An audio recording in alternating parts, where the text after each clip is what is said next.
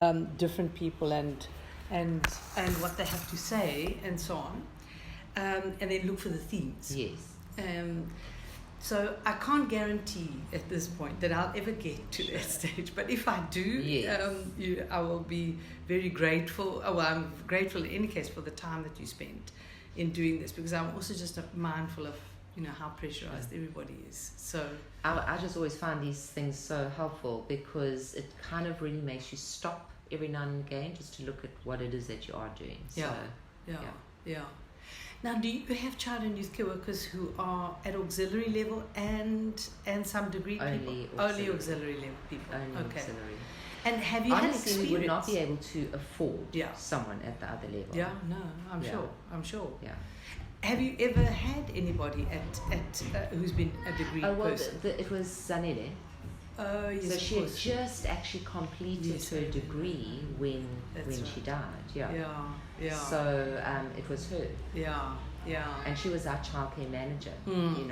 And we'd really worked hard to support her in actually accessing that degree. Yeah. Now with Tom Bentley, who's our present child and youth care manager, she had a Isabindi qualification, but when she joined us, she had started her psychology degree. Oh, okay. So what we've been doing is really promoting that and trying to assist her with that, because I just think it would be such a fantastic kind of, what's the word I'm looking for? It's just she's got the child and youth care qualification. Yeah. She Like could a supplement, definitely, actually. she could definitely get the degree very easily. Yeah. And I think someone has been speaking to her about possibly doing that. But I just thought the psychology angle would be so good. Yeah. Because we can't afford that. I mean, we have to outsource it all the time. Yeah. And I've seen how it's benefited in assisting her with working with the childcare workers in terms of supervision and providing direction and that kind of thing. Yeah. It's definitely given her a different kind of viewpoint. Okay. Yeah. Interesting. Excuse me. And the just from your point of view, the kind of the basics of the roles and function of the child and youth care workers that you expect at here, can you just kind of give me a sense of? Well, it's maybe a little, over the years it's changed. Yeah. So basically we're needing people who have some kind of understanding of behavior management. Yeah. One of the things that we've come to realize is that it doesn't matter what the level of qualification is. So the person with the diploma or the person with the basic qualification, both come in at the same level of skill when it comes to behavior management. Very interesting. The only thing is that the person with the diploma develops faster than what the other person does.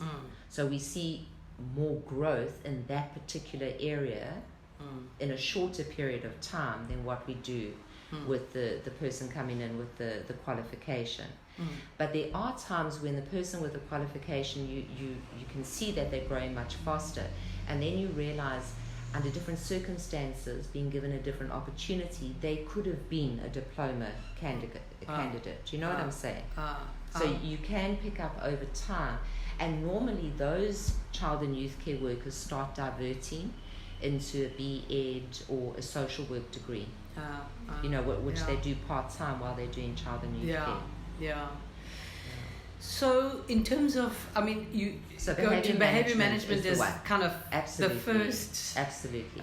And also because aside from, when we talk about the behavior management, it's not about that inappropriate behavior.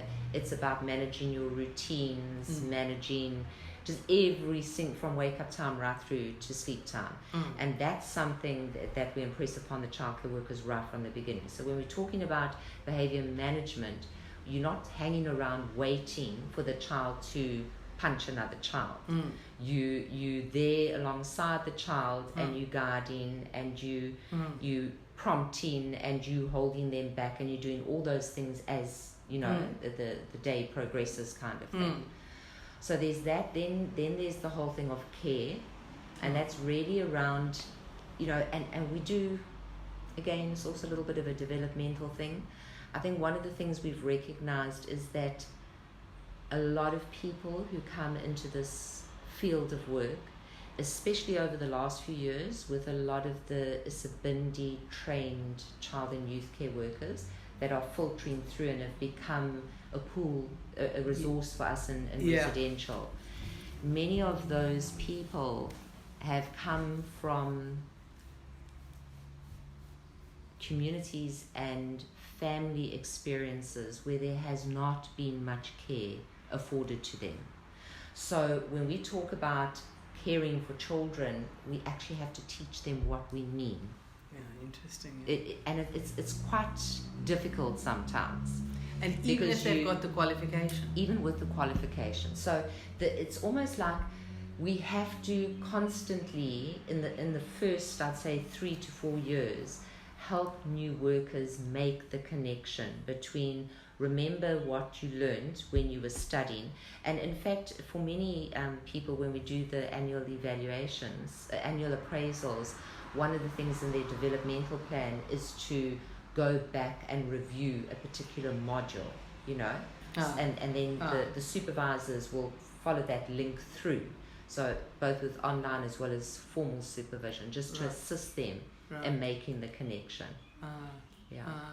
And then there's a lot of emphasis on admin.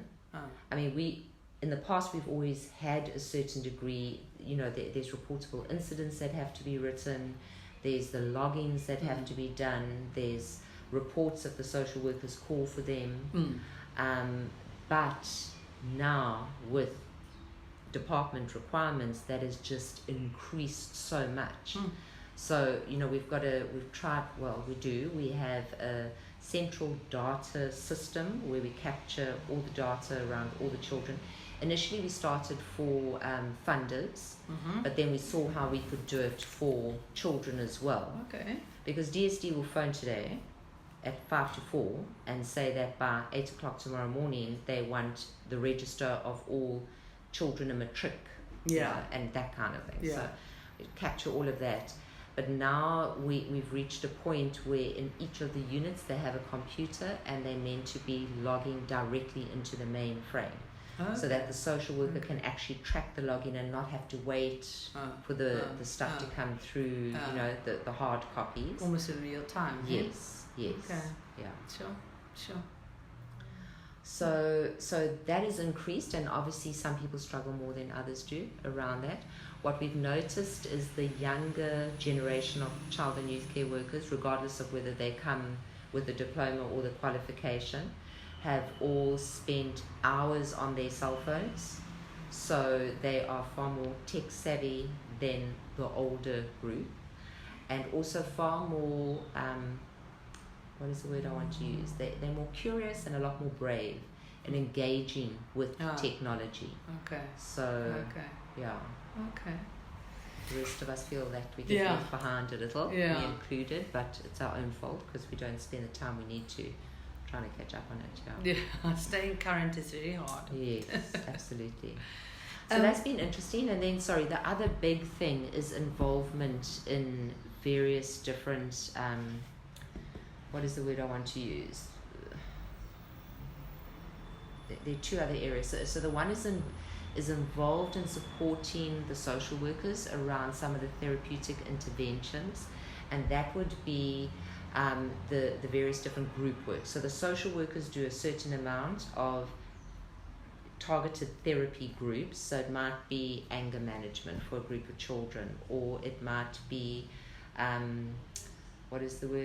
bullying. But they always do it with a child and youth care worker, because then once we've tested a program and it works, then the social worker will hand that over and the child and youth care workers will run it. Over the last few years, though, we've seen a lot of groups and small NPOs offering various different programs, who, because I think we're so centrally based, will come and offer to run a certain thing. Yeah. So we use that opportunity because the childcare workers obviously get bogged down with a lot of extra stuff. Yeah. And they also have to arrange all the the activity. So we've got a structured activity program. Over the years, it has now developed to the point where each unit has their own. So there'll be maybe 2 or 3 different programs and activities happening on the property at any given time. So the one unit might have 2 activities, one group of children going to this activity, the other group going to that. But the unit down the road with the same age group will have children feeding into here and feeding into there. So that the childcare workers need to keep kind of abreast of where and what and how, because children have to be escorted to whatever property and area of the properties that's happening on. And are they doing some of those activities? So they're running the activities as well? Yes. Yeah. And if they're not running them directly, like for instance, there's a program called the President's Award. I don't know if you've heard of that. So there are 2 of our childcare workers who coordinate that. I mean, I don't deal with it anymore. They just come to me if they need to requisition money for a camp or whatever it is. They do all the liaising with the people who run that. They go to all the prize givings. They go on all the whatever. They deal with all of that. Okay. So, yeah. And then the other areas obviously around meetings. So childcare workers attend all school meetings. So unless, some of the schools will still ask for the director, or they will still ask for the social worker. We always try and divert it, and we'll send Tom Bentley then as the childcare manager. Very seldom, but there are the odd occasions where the social workers go in, but the childcare workers do all the school visits.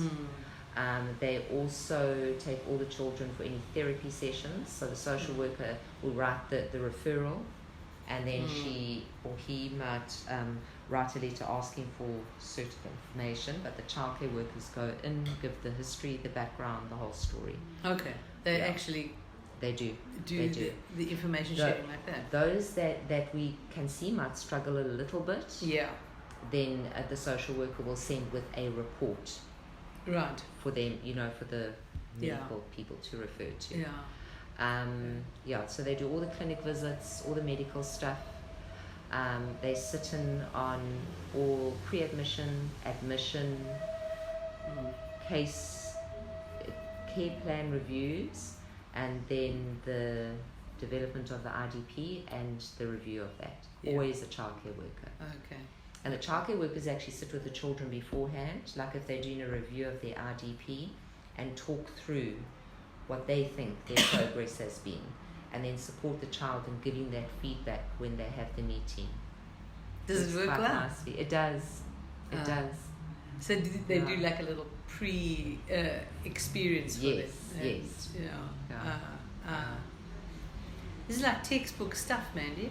Yeah, but it works for us. It really does. Yeah. And the childcare workers, I mean, like I said, we've got so many, because with Siakula, we've got, 4, 8, 12, 16, 20, 21, and with the seniors, 24. So 24 child and youth care workers. That's a lot. It is a lot. And so many of them at different levels and stages of development. But it doesn't matter what stage you're at. If you're on duty, you have to be at that meeting, So then you'll do your prep with your team in your unit. So, yeah. Very interesting. And the kind of relationship building and so on work that they do, and the with connections that they have with children. Yeah. Well, an interesting thing was a couple of years ago, myself and Peter, one of the seniors, met with a group of ex-participants. There were 5 of them. The one had been out of the program for about 15 years. And, then it varied, and the other had been out for 1 year. So that was the kind of spread. And we asked them a whole lot of questions. And one of the things they said is, you don't listen to the childcare workers enough, because they actually do know us best. Oh, really? So we will come and we will try and manipulate, and we'll run to the social worker, and we'll come to you and to Mandy. But at the end of the day, when the childcare workers sit there and say they don't agree with me, for instance, allowing this person to do whatever because of X, Y, and Z, they're actually telling the truth because they do know us best. So that was something we actually held on to. And it was something we spoke about a lot. And it's not like we changed anything. Yes. But over time, it just became like, well, your childcare worker knows you best. Yes. And even the social workers, because I think it's kind of like the social workers have to hand over a lot of trust in the childcare workers to get the information, because they do think they know everything, the social workers, but over time they've come to realize that they actually don't. So the feedback or the input from the childcare workers becomes critical. It really does. Yeah. So one of their roles is specifically feeding into all the time, a kind of broader ongoing so assessment. like for instance, if I ask to say, for instance, like I'll get we do briefing on a Friday morning, on a Monday morning, so the senior on duty will give feedback of what's happened over the weekend. So if something did happen and I feel I need to maybe step in here and just kind of get a sense of what's going on with this child, because you know, we've done all these different steps, but she's still leaving the property without permission, then I will never speak to her without a childcare worker present. I'll speak to her without the social workers present if they're not available, but never without the childcare worker. Yeah. That's very interesting. Yeah. And it makes a huge difference. So we don't have those kinds of scenarios where, in fact, I can't remember the last time, where a child will come and complain about a consequence that's been given by a childcare worker. Even the seniors, the childcare workers may consult with the seniors around whether it's a fair consequence, an appropriate consequence, but never expect them to give the consequence. So the children understand that the power, in a sense, lies with the child youth care workers. Absolutely. And even now, for instance, you know, we've obviously got procedures for certain things, and so a child will come, and there's always certain children who try, you know, so they'll come, and I hear them, and especially with our receptionists, that's Bridget isn't our receptionist, we've got a new quieter person, timid. Anyway, and so they'll come and say to Camille they need stationery, the teacher told them, or whatever it is, you know. And she knows, so she'll say to them, you need to get the requisition and your childcare worker needs to bring it. And they'll go, and then you'll never see them again. Yeah. Or else they'll come and say, we've been asking our childcare worker and they refuse to write it. Then I'll pick up on it and I'll say, well, what's the name of the childcare worker that hasn't done this? Let me phone and see what's going on. And sometimes, yes, the childcare worker has dropped the ball, but sometimes, no, the childcare workers explain why this hasn't happened. And then I can say, no, Uncle so-and-so actually said this, you know. Or, you're absolutely right, he apologizes, he's coming to do it right now. So, yeah. It allows us to kind of keep our finger on the pulse a little bit.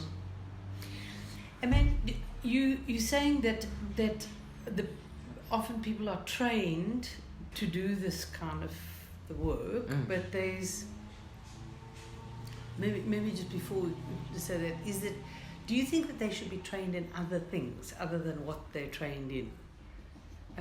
Do you think there's gaps, and you know, should we be looking at other areas?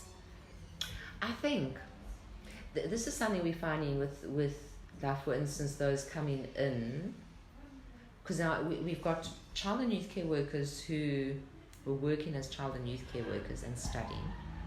And we've got child and youth care workers who studied and then came to work. And I think one of the things definitely is that there should be a kind of like internship that is part of a qualification. Because many just cannot believe that part of what they have to do is actually, you know, wipe bums. It's just like they're horrified. Or wipe snotty noses. Or if the whole catering structure collapses for whatever reason, they have to cook. I mean, it's just like they don't understand. And that part of their requirement is to ensure that the house is clean. So they're not expected to do the cleaning. Yes. But certainly if the person employed to do the cleaning is not doing the cleaning, yes. they need to report that. And that's Yes. another area we kind of struggle with, you know. So yeah, I think there should be some kind of internship where people actually have to come and live the 24 hours to see whether this is what they want to be doing. There is a gap with that. So in terms of what's getting taught, I think everything is covered. I mean, I've been through the modules. Everything is covered. I just think that, I suppose it's like anything. If you're learning something, it doesn't really make any sense to you until you need to apply it. And, you know, I just think that so many of our childcare workers, and now I'm talking about the particular ones that we have, I can't talk, but over the years, really are people who have been very disempowered in their lives before they come into this work and really struggle. Self-esteem issues, confidence. So a lot of our time is spent just trying to build that, you know. So it's almost like we're running a therapeutic and developmental program for children alongside for staff to a certain extent. And then the flip side of that is then you're getting those coming in with diplomas. They're young, they're sassy, they think they know everything, and you scratch a little bit under the surface and they've got massive issues, you know, massive issues that then gently you have to start confronting, and they start crumbling, you know, and then you've got to be sure that you can hold them while they fall into pieces and help them kind of put themselves together to carry on. Very interesting. There's no way that the work will not raise all of those issues. Absolutely. And because we've seen that and we know that just from our own experiences, what we try and do is when we pick up, we try and push the person a little bit so it comes to the fore sooner, sooner rather than later. Because there have been times when you know they start unraveling a little bit, and then it ends up with a disciplinary. And you kind of realize, like, sure, because we're quite fortunate. The person who chairs our disciplinaries has now come to understand the nature of our field. And so she's very in tune. And there have been many times when she said, you know, this person is genuinely remorseful.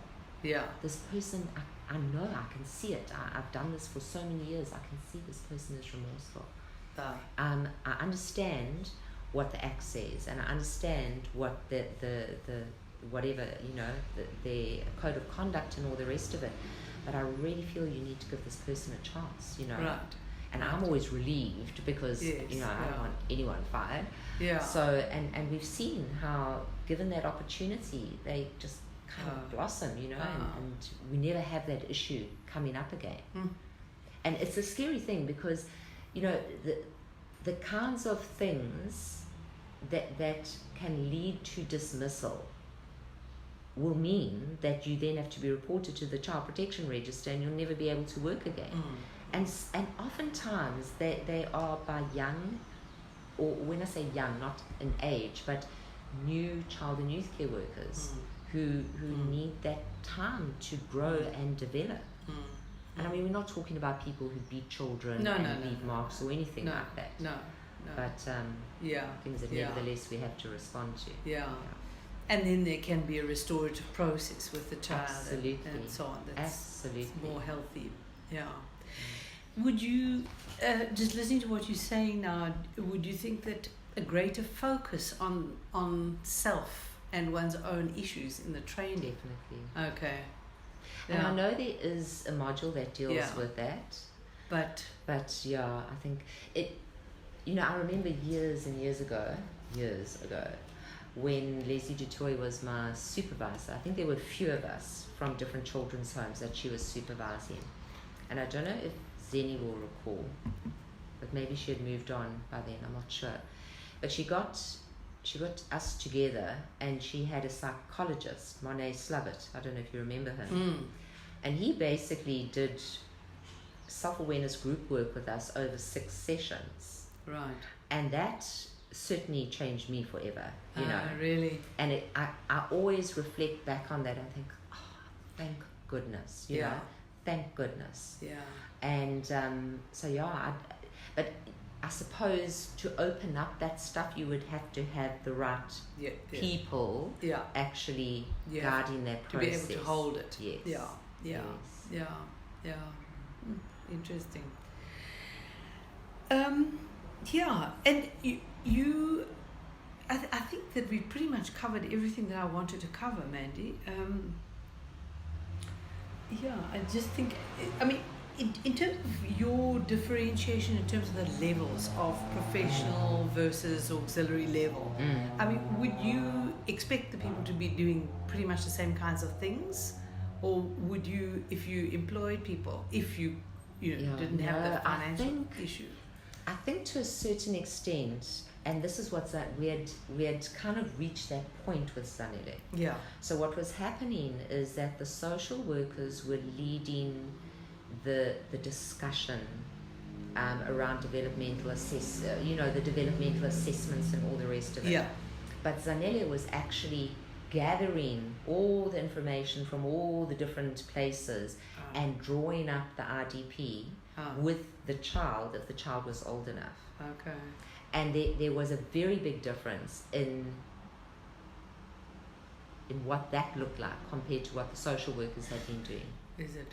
Now, when she, after she died, it had to go back to the social workers because Tombente was not qualified to do that, and she hasn't been able to take that over.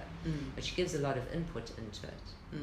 But definitely it was different, and so that's where I would see us using someone with a degree, and certainly if Tombente ever reaches that, it's an area that we'd give over to her. Okay. Yeah. And it's not only that, it's also like, for instance, the volunteer program. We've bounced it around in so many different places. At the moment, it does sit with our our childcare manager, because she's on the ground. She's even though she's not on the ground as much as the seniors are, she makes herself. She's always on the ground, if I can put it in that way. And maybe a different person would sit in the office all day, which is not helpful. Yeah. But so she's got a really good sense of the personalities that make up each team and each unit, and the children and what their needs are, and so she can link volunteers into the right space much more effectively than what the rest of us can. Okay. Yeah. Okay. Yeah. And that's quite an important role, hey? Absolutely. And not only that, she also does, like, for instance, she took over all the first it was the activity schedule, but it's actually our developmental group work schedule, which involves sport and that kind of recreation, because that is developmental. But she coordinates all of that. So, for instance, if UKZN have a group of students doing street law, for instance, she interviews them, she places the different groups in the different units, she does the reporting on that. She also does the supervision of all the students that we have, both local, child and youth care students, both local as well as our international students. Right. And then we've tried different things over the years, but the model that works now is that she holds for the first year all new child and youth care workers in terms of supervision, and then she assesses whether she's going to hand them over or keep them. And then each year we seem to have one or two problematic, older child and youth care workers, and then she takes them over and holds them very tightly for that year. Okay. Yeah. Okay. Just going back to your previous point, that's an interesting role of kind of sort of almost intermediary between external stakeholders and what they can bring and so on as well. Yeah. Very interesting. Okay. Yeah. Sorry, and then she also does the aftercare. So when children are reunited, we try and track them for the first 12 months afterwards. And she's quite a key person in that, because she's got the relationship with the children. And then in the year building up to disengagement, she works quite closely with the family. So they're very familiar with her. And so, if issues do arise, they tend to phone her. And then she will go to the social workers and say, look, you need to get hold of the social worker to see to X, Y, and Z. So she kind of directs where the referral needs to go. And then tracks it in a way to make sure that the service is provided. It's very interesting, because it's like you're talking about a role that people would sometimes say is the social workers, and yet this is a child and youth care. Do you know something, Lil? Absolutely. And looking at DSD's requirements in terms of, what do they call it, evidence, our social workers are literally becoming pencil pushers. They have hardly any time to interact with children. Really? You have no idea what needs to go to DSD on a monthly basis. It is ridiculous. And they will literally call a meeting today for tomorrow and expect you to be there. Yeah. I mean, they phoned today to ask if they could use our hall, which I let them use anytime they want for free, just because we can benefit often. Because if it's something that we're interested in, then we don't have to spend transport money to get there. But anyway, so that she's talking to me today, and she said Thursday, and then she said it's for good governance for board members. So I said, for what field? She said, no, child and youth care. I said, this week Thursday? She said, yes. I said, you don't have to take anything I have to say seriously, but just a word of advice. You're not going to get anyone coming. Board members work.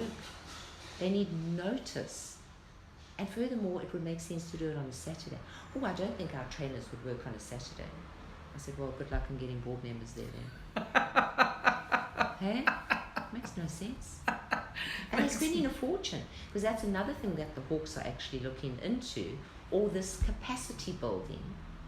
And it's been driving me nuts. Do you know, a couple of months ago, they did one of their capacity building. Do you know what it was? The norms and standards for child and youth care centres. 9 years later. What did they do with them? 9 years later. And what were they doing? Just working through it. I mean, everyone like then, you can read the document. Yes, that's all it was. Literally. And I mean, literally that document. Unbelievable. So we get the document. Where is it now? I mean, I never had the fancy copy. I had the emailed copies. But is this? I don't have my glasses on. Yes, there we go. So now somebody get this beautiful copy. I mean, this would have been fantastic to have 9 years ago. Yes. Now we get it now. Yes, yeah. Yeah, I haven't seen that copy actually. It's I went through it, but you know, when you did our DQA in 2010, then Sandra had sent... That was a long time ago, eh? Wow.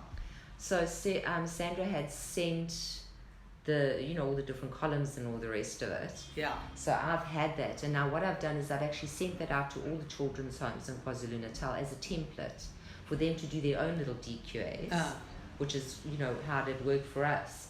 But I did check, and it's word for word exactly the same. It's no different. Mandy, I'm not going to take any more of your time. It's been extremely helpful. Yes, it was extremely, lovely. extremely.